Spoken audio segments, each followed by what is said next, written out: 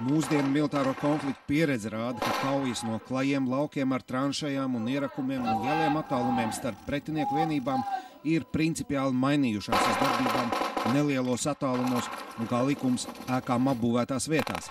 Protams, situācijas ir dažādas, bet princips tomēr ir šāds. Un tādēļ katras kājnieku vienības karavīru uzdevums ir apgūt iemaņas kaujai apbūvētā vietā. Virsseržants Jānis Laķis šīs prasmes ir apgūs vairākos kursos un pārbaudījis reālās situācijās starptautisko operāciju laikā. Jebkurš karavīrs, kas ir Afganistānā, vienalga kurā misijā, ja, neskatoties uz valsti, uz to, cik liela draudu līmenis vai kas, tajā brīdī, kad viņš iet pildīt uzdevumu, viņš pats saprot karavīrs, ka viņam neviens nevar dot 100% garantiju, ja, ka ar viņu kaut kas nenotiksies. Jārēķinās arī ar to, ka daudziem no viņiem pēc pusgada vai gada mūsu kontingenta sastāvā būs jādodas uz Afganistānu vai kādu citu karsto vietu pasaulē, ja mūsu valdība un deputāti tā lems. Tātad visticamāk, lielākā daļa no šiem karavīriem šīs prasmes lietos praktiski. Nodaļas komandieris nevienmēr varēs pateikt karavīram, nestāv tajā logā, jā, respektīvi. Un tad iespējams arī vairāk ir jālieto šīs mailes sistēmas un salūta munīciju, lai karavīrs izjustu to, teiksim, kad viņam ir jāieņem šis aizseks un nav jāstāv durvīs pilnā augumā vai logā pilnā augumā. Jā.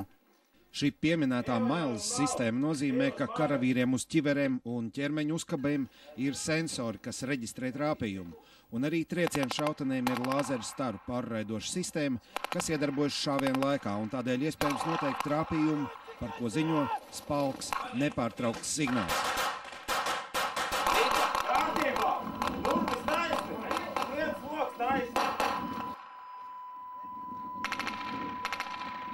Ja, teiksim, mēs vienkārši strādājam ar salūtu munīciju, kā tas daudzreiz notiek, tad karavīrs vēl var strīdēties. Viņš var pateikt, jā, tu man trāpīji, tu man netrāpīji, bet ja ir šī mailes sistēma, tad automātiski jau vairs nenotiekās nekāda strīdi, jo ja karavīrs tiek nogalināts, tad atskan šis signāls, un tur vairs jautājumu vairs nevar būt, jā. Viņi visu precīzi izdarīja, tā vai? Šau tad, jā. Tā bija jūs neveiksmi, ja tā bija viņa pareizi darīta? Neveiksmi tā bija. Jā. Pretējā loga! Kāda tu pretējā loga? Pretinieks nav redzams!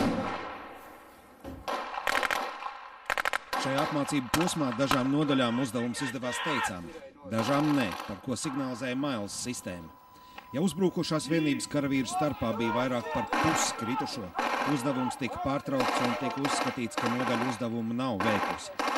Šīs ir mācības, un, protams, ka karavīrs pēc mailes sistēmas iepīkstēšanās saprot, ka reālā kaujā viņš būtu kritis.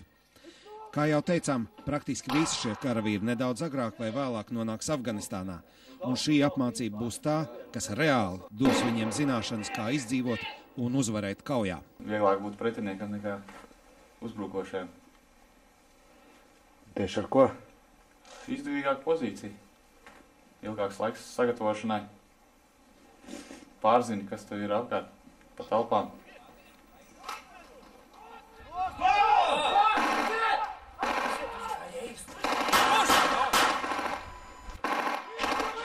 Pretinieks maina pozīciju! Citu izsaka! Tad nodaļā ne vairāk kā uzdevuma laikā 2 kritušie vai 2 smagi ievainotie. Nodaļas komandieris, cik jums bija kritušie, cik ievainotie? Neviens. Ok.